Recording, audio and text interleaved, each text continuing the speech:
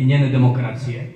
Na kraju 1995. godine Republika Hrvatska se organizirala oružana sila koju smo imali oko 250.000 vojnika za samo 4 godine.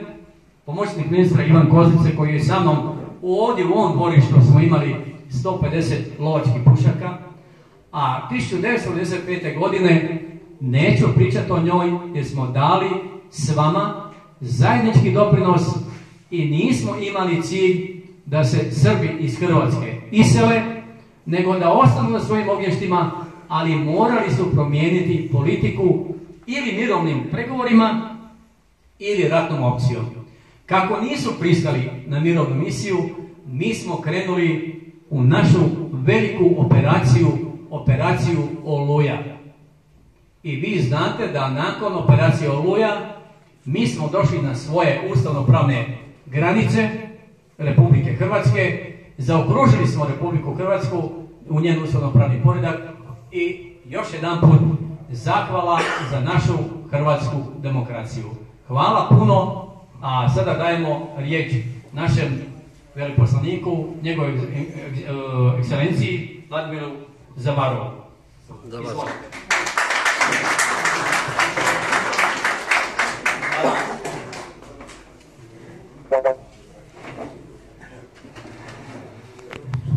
Vážený pane zmocněnče ministra Medvěda, vážený pane předsedo Cesare, vážený pane plukovníku Stehlíku, vážený pane předsedo Sornasi, vážení bývalí současní příslušníci armády České republiky a možná i ozbrojených sil Chorvatské republiky, já si vím, že jsem jistý, jsou mezi námi. Já budu s dovolením mluvit česky, protože tady je většina z vás Čechů a je tady někde k dispozici chorvatský překlad toho, co říkám.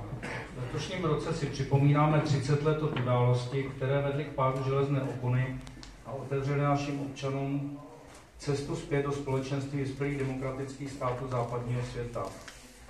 Bohužel šlo také o to, kdy se dobře míněné naděje veřejnosti míchaly s obavami ze sociální a politické nejistoty, to vše navíc umocněné naší nedostatečnou zkušeností s demokratickými procesy.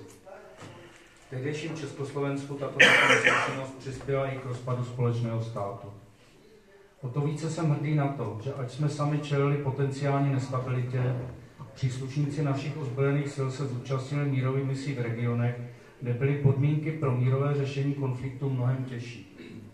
Jedním z těchto regionů byla i rozpadající se Jugoslávie, kam Československá federální vláda rozhodla vyslat jednotky v rámci misí OSN ve stejný den, kdy uznala nezávislost Chorvatska.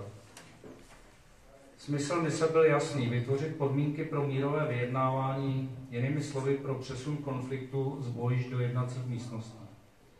Bohužel, jak svědčí památník Zid Boli na Mirogojském hřbitově, zajištění těchto podmínek bylo leckdy nad možnosti mise a válka si tak vyžádala mnoho nevinných lidských životů, a to i z řad našich příslušníků mise.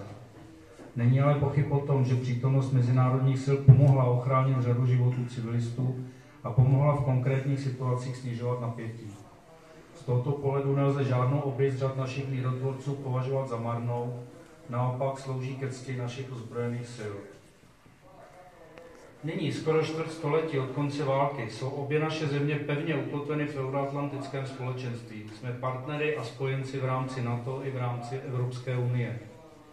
Dnešní setkání bývalých českých příslušníků mise OSN založených na úctě k lidským právům a právům menšin. Skláním se památce těch, kteří tyto ideály vyznávali, ale kvůli válečným událostem 90. let neměli to štěstí se tohoto momentu dožít.